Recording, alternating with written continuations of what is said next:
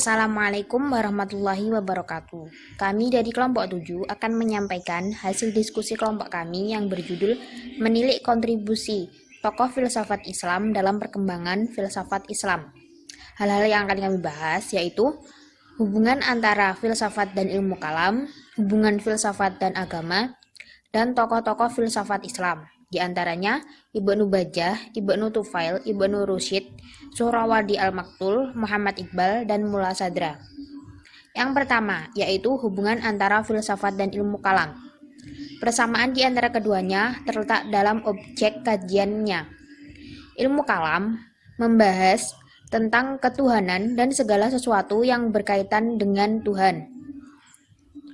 Ilmu kalam mempelajari tentang akidah atau doktrin.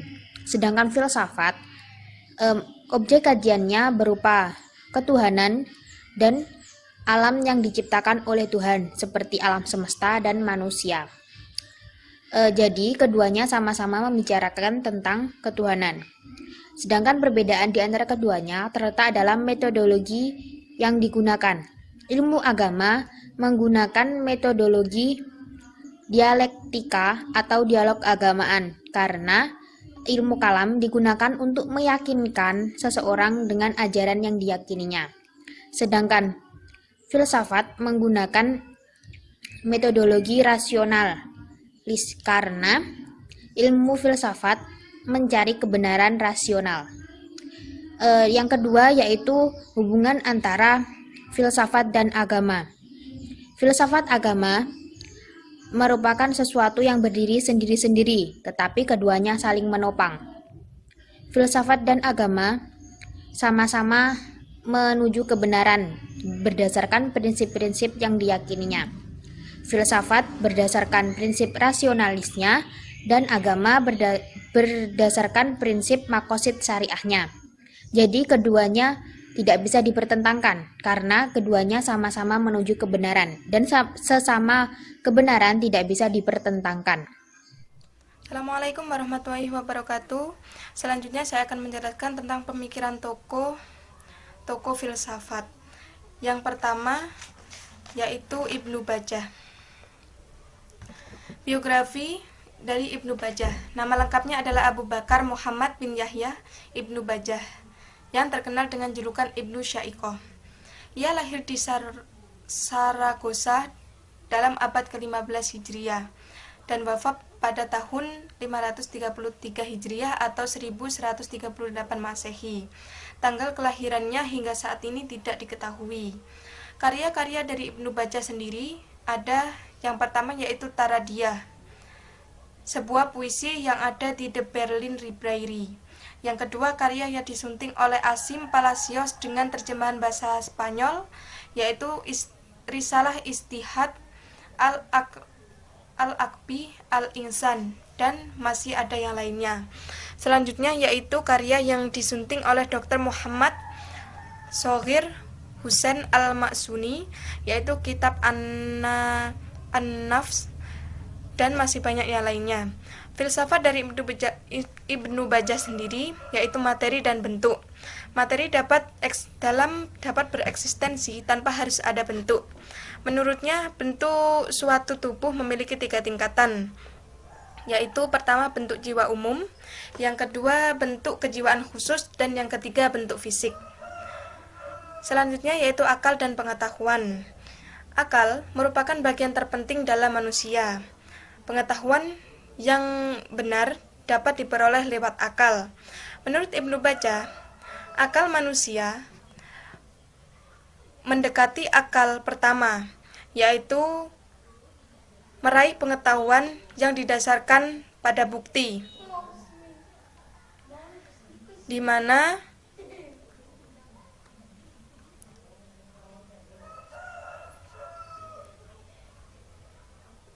yang dalam hal itu akal paling tinggi direalisasikan sebagai bentuk. Dan yang kedua yaitu memperoleh pengetahuan tanpa mempelajarinya atau berusaha meraihnya. Selanjutnya yaitu teori istihal. Seperti halnya Al-Farabi dan Ibnu Sina, Ibnu Bajjah percaya bahwa pengetahuan tidak semata-mata diperoleh melalui indera, Teori ini dapat dilihat dari kemungkinan wahyu kenabian dan pengetahuan khusus orang-orang yang dekat dengan Tuhan, seperti para wali, yang diantaranya ia sebutkan para sahabat Nabi.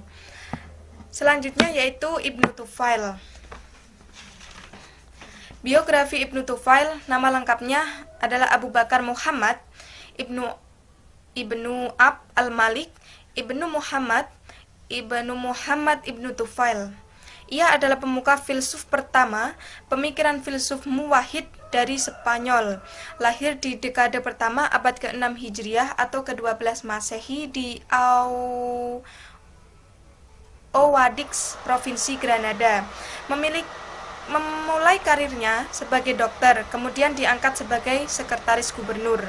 Karya-karya dari Ibnu Tufail tidak banyak, hanya satu yang terus tersisa sampai hari ini, yaitu Risalah Hai Ibnu Yaqzan, yang bermakna yang hidup, putra yang bangun.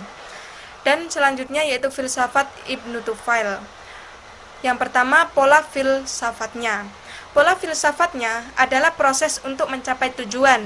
Adapun tujuan itu sendiri antara lain urutan-urutan tangga makrifat atau pengetahuan yang ditempuh oleh akal, dimulai dari objek-objek indrawi yang khusus sampai pada pikiran-pikiran universal.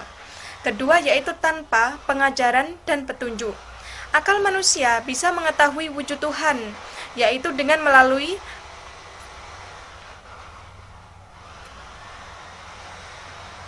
tanda-tanda pada makhluknya dan menegakkan dalil-dalil atas wujud itu. Yang ketiga yaitu akal manusia kadang mengalami ketumpulan atau ketidakmampuan dalam mengemukakan dalil-dalil pikirannya, yaitu ketika hendak menggambarkan keazalian mutlak, ketidaklahiran, zaman, qadim, dan hudus atau alam. Selanjutnya yaitu Tuhan dan kekalan alam. Sejalan dengan dialeksinya, yaitu menghadapi masalah dengan tepat, sebagaimana kekekalan manusia melibatkan konsep eksistensi tak terbatas yang tak kurang mustahilnya dibandingkan gagasan tentang rentangan tak terbatas. Selanjutnya yaitu materi dan jiwa. Jiwa dalam tahap awalnya bukanlah suatu tabula rasa atau papan yang kosong. Imajinasi Tuhan telah tersirat di dalamnya sejak awal, tetapi untuk menjadikannya tampak nyata, kita perlu memiliki dengan pikiran yang jernih tanpa prasangka. Selanjutnya yaitu tokoh Ibnu Rusyd. Biografi dari Ibnu Rusyd, nama lengkapnya adalah Abu Al-Walid Muhammad bin Ahmad bin Muhammad bin Ahmad bin Rusyd Al-Qurtubi Al-Andalusi. Ibnu Rusyd dilahirkan di kota Kurtuba atau Cordova pada tahun 1126 Masehi atau 520 Hijriah. Karya-karya Ibnu Rusyd sendiri yang benar-benar memuat sudut pandang tentang filsafat adalah Tahafut at-Tahafut. Yang kedua, Fal al-Maqal fi Mabain al-Hikmah wa al-Syariah min Itstinal, dan yang ketiga Al-Hashifan Manali al-Adilat fi Aqaid al-Mulad, dan yang terakhir yaitu Bidayat al-Mujtahid wa Nihiyat al-Muhtahid. Selanjutnya yaitu pemikiran Ibnu Rusyd. Ada pemikiran epistemologi.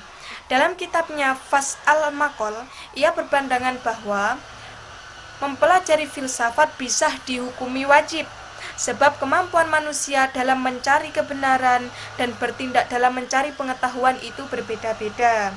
Ia membagi manusia menjadi 3 golongan. Yang pertama para filsuf, yaitu kaum yang menggunakan cara demonstratif atau logika. Yang kedua para teolog, yaitu orang yang lebih rendah tingkatannya karena mereka memilih dari penalaran dialektis dan bukan penalaran ilmiah. Dan yang ketiga orang awam, ialah orang-orang retoris yang hanya bisa menyerap sesuatu lewat contoh-contoh dan pemikiran puitis. Selanjutnya yaitu pengetahuan Tuhan. Ibnu Rusyd menyatakan bahwa para filsuf muslim tidak mempersoalkan apakah Tuhan mengetahui hal-hal yang terjadi pada alam semesta atau tidak mengetahuinya. Selanjutnya yaitu kodimnya alam, yaitu Ibnu Rusyid menegaskan bahwa paham ini tidak bertentangan dengan ajaran-ajaran dalam Al-Quran. Selanjutnya kebangkitan jasmani.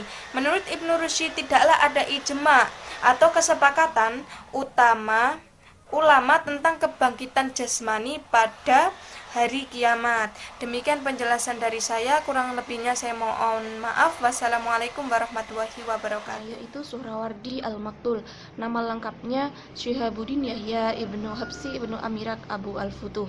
Lahir di Persia Barat Laut pada 549 Hijriah dan meninggal karena dieksekusi di Aleppo pada 587 Hijriah. Karya-karya Suhrawardi merupakan penulis yang produktif meskipun masih relatif muda, menulis sejumlah narasi simbolik filosofis Persia. Ia mampu menyintesiskan filsafat peripatetik sampai filsafat iluminasi. Pemikiran dalam ajaran Al-Suhrawardi pada prinsipnya terpengaruh pada beberapa sumber pemikiran dan berusaha menggabungkannya sehingga melahirkan sebuah konsep yang disebut Al-Isyraqiyah, akar filsafat. Karya Suhrawardi merupakan karya filsafat yang banyak menggunakan tamsil atau perumpamaan dan kisah terdahulu. Filsafat iluminasi termasuk sesuatu yang tidak atau belum terdefinisi oleh ajaran peripatetik yang sudah diakui umum, yang sebagian diterima oleh Suhrawardi dan sebagian lain ditolak atau diperbaiki. Tokoh selanjutnya Muhammad Iqbal. Muhammad Iqbal dilahirkan di Sialkot, Punjab Barat Laut, India.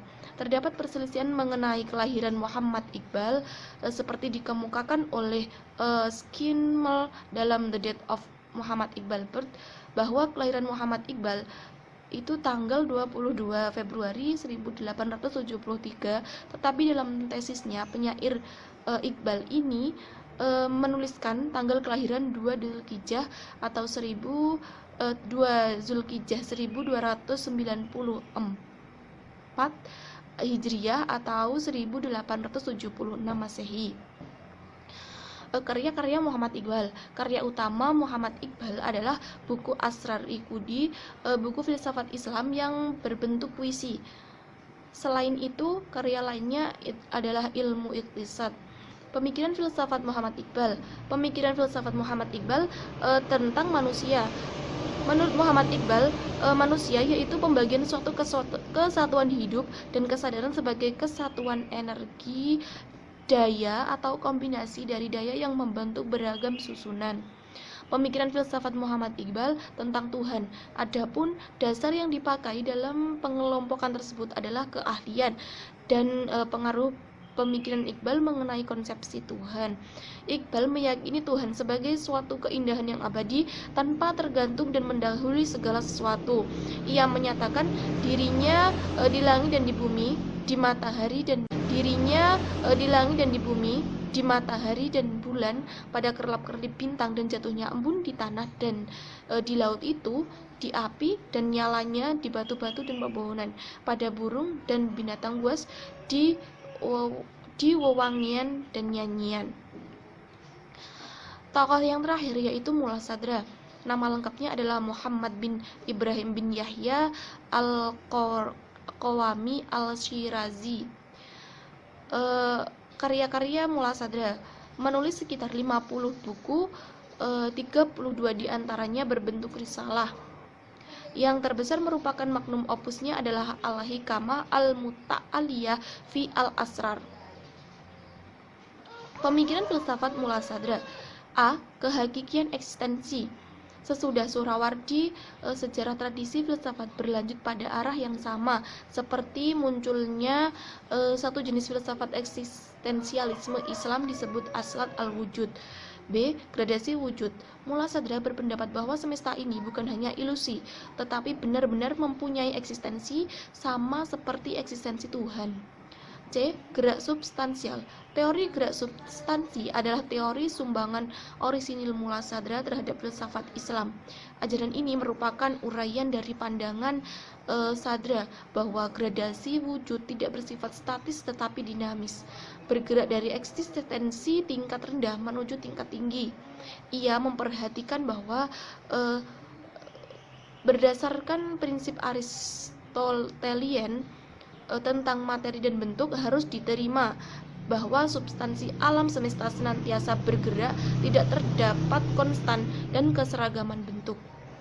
Sekian sedikit penjelasan materi dari kelompok kami, semoga bermanfaat, dan apabila ada kesalahan mohon dimaafkan. Wassalamualaikum warahmatullahi wabarakatuh.